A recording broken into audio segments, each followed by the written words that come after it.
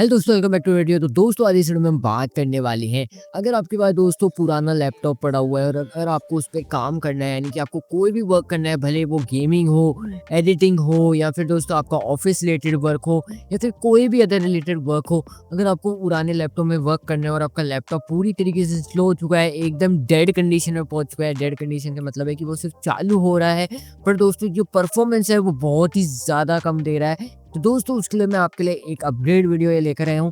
तो अपग्रेड दोस्तों आज हम बात करने वाले हैं कि हम क्या-क्या लैपटॉप में ऐसा अपग्रेड कर सकते हैं जिससे उसकी जो परफॉर्मेंस है वो काफ़ी ज़्यादा इंक्रीज़ हो जाए। तो दोस्तों जो लैपटॉप रहता है वो टाइम के साथ-साथ पुराने होते हैं। पुराने होते-होते दोस्तों उसमें जो कंपोनेंट्स रहते हैं वो पुराने होते जाते हैं। तो कंपोनेंट्स वगैरह जो रहते हैं उनको थोड़ा बदलना, अपग्रेड करना बहुत ज़रूरी रहता है।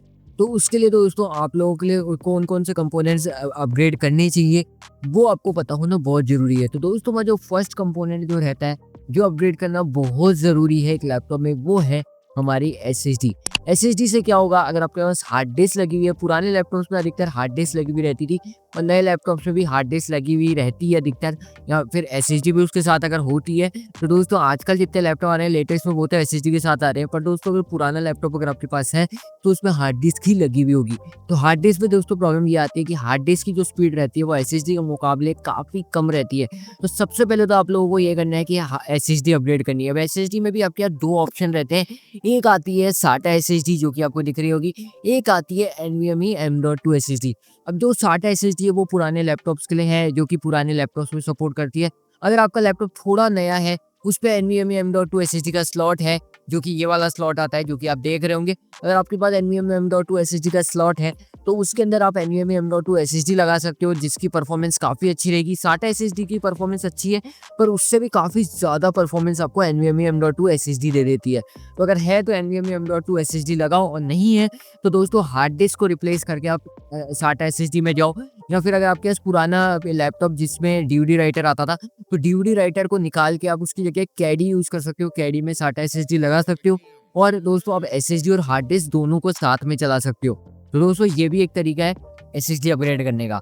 अब दोस्तों जो सेकंड हमारे पास ऑप्शन है जो कि अपग्रेड करने का, वो रहता है रैम।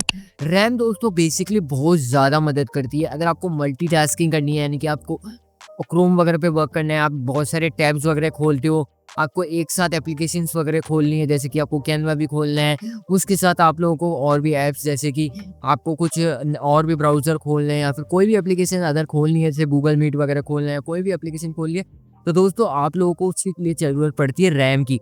और दोस्तों जब रैम अपग्रेड करोगे तो रैम में क्या रहता है, रैम अपग्रेड करना बहुत ज़रूरी रहता है इस सिचुएशन में। और अगर थोड़ी बहुत गेमिंग भी अगर आप स्पीड इंक्रीज़ करनी है तो उसके लिए भी रैम अपग्रेड कर सकते हो।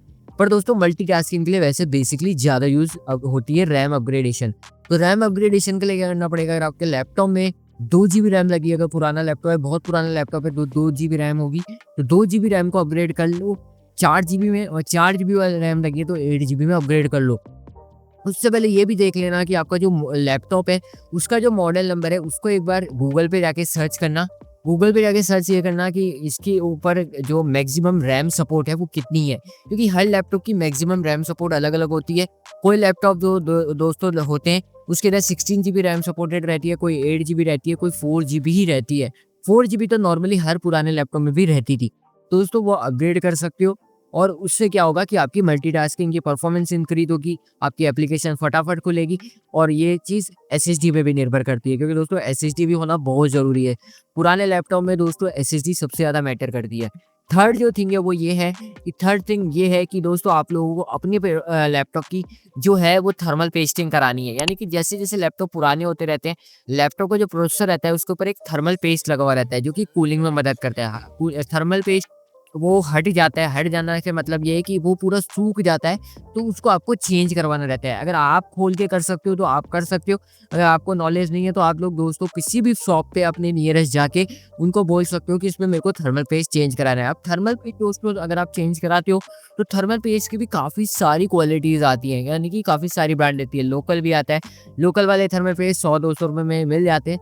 पर दोस्तों मैं आपको सजेस्ट करूँगा कि अच्छा थर्मल पेस्ट लो। अच्छे थर्मल पेस्ट कौन से रहते हैं, कूलर मास्टर रहता है, लिंक आ रही है डिस्क्रिप्शन में। अगर आप खुद भी करना चाहते हो तो डिस्क्रिप्शन में जाओ, कूलर मास्टर का थर्मल पेस्ट की लिंक मैंने दे दी है, तो वहाँ से आके परचेस करो, उससे थोड़ा मुझे भी कमीशन मिल जाएगा। तो दोस्तों इसलिए वहाँ से आके परचेज कर लो कूलर मास्टर का थर्मल पेस्ट, अगर आपको थर्मल पेस्ट करवाना है। ओल्ड लैपटॉप में थर्मल पेस्टिंग बहुत ज़्यादा ज़रूरी है, क्योंकि दोस्तों उसके ऊपर जो फ़ैन लगा हुआ रहता है उसमें भी कई बार डस्ट आ जाती है, तो डस्ट को भी क्लीन करना ना बहुत ज़रूरी है। फ़ैन में जो डस्ट रहेगी उससे लैपटॉप की परफॉर्मेंस काफ़ी ज़्यादा डिक्रीज़ हो जाती है, तो लैपटॉप का फ़ैन ढंग से स्पिन नहीं कर पाता, लैपटॉप ओवरहीट होने लग जाता है, गर्म होने लग जाता है। तो दोस्तों वो इसी वजह से होता है कि आपकी जो लैपटॉप का प्रोसेसर है उसकी जो थर्मल पेस्ट है वो पूरी तरीके से सूख चुकी है, और दोस्तों आपका लैपटॉप का जो फ़ैन है उस पे डस्ट वगैरह आ चुकी है और वो ढंग से स्पिन वगैरह नहीं हो पा रहा है। तो इसलिए दोस्तों जाओ नीचे डिस्क्रिप्शन में थर्मल पेस्ट परचेज़ कर लो। कम से कम प्राइस वाली थर्मल पेस्ट दी है जो कि बेस्ट भी है। बेस्ट थर्मल पेस्ट की लिंक डिस्क्रिप्शन में है, वहाँ से आके परचेज़ करो। और दोस्तों आप लोगों को हमेशा ध्यान रखना चाहिए जब आप लैपटॉप यूज़ करते हो, अगर आप अपनी गेमिंग के लिए लैपटॉप यूज़ कर रहे हो तो उसके साथ एक कूलिंग पैड लेना बहुत ज़रूरी है, क्योंकि दोस्तों लैपटॉप ओवरहीट बहुत ज़्यादा होते हैं गेमिंग में, तो उसके लिए कूलिंग पैड लेना बहुत ज़रूरी है। और क्या अपग्रेड कर सकते हो, और दोस्तों आप अपने लैपटॉप में बेसिकली अपग्रेड कर सकते हो बैटरी। अगर आपकी बैटरी दोस्तों बहुत पुरानी हो चुकी है, आपको बैकअप बिल्कुल भी नहीं मिल रहा है, यानी कि आप चार्जिंग पे लगाते हो तब तक आपका लैपटॉप चलता है, चार्जिंग से जैसे निकालते हो लैपटॉप बंद हो जाता है 1-2 मिनट के बाद। ऐसा ये जो सिचुएशन है वो बहुत लैपटॉप में देखी गई है जो कि पुराने लैपटॉप्स हैं।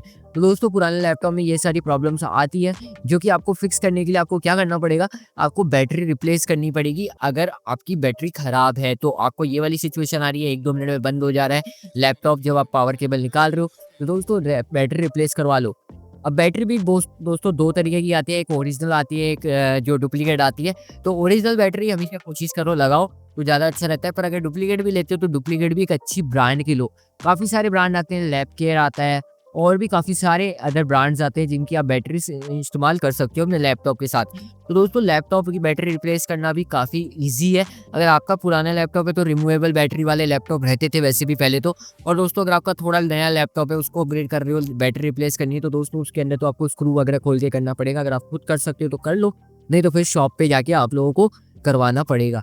तो दोस्तों ये सारी चीज़ें हैं जो कि आप लैपटॉप के अंदर अपग्रेड कर सकते हो, और लैपटॉप को जब आप अपग्रेड करोगे ये सारी चीज़ों के साथ, तो दोस्तों डेफिनेटली आपकी जो लैपटॉप की जो स्पीड है वो काफ़ी ज़्यादा इंक्रीज हो जाएगी, और आपको काफ़ी अच्छी बेहतर परफॉर्मेंस लैपटॉप निकाल कर देगा, और आपकी एप्लीकेशंस वगैरह भी काफ़ी अच्छी चलेंगी। आपको अगर भले ही कोई भी सॉफ्टवेयर चलाना है तो आप लोग बढ़िया तरीके से चला पाओगे, उसमें स्पीड में आपको बूस्ट ज़रूर देखने को मिलेगा।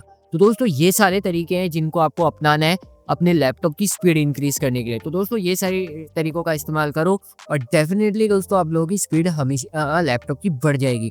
तो दोस्तों अगर आपको वीडियो पसंद है तो वीडियो को लाइक कर देना, और चैनल पे नए हो तो सब्सक्राइब कर देना। तो चलो दोस्तों मिलते हैं नेक्स्ट वीडियो में, नेक्स्ट वीडियो के साथ। बाय दोस्तों, बाय।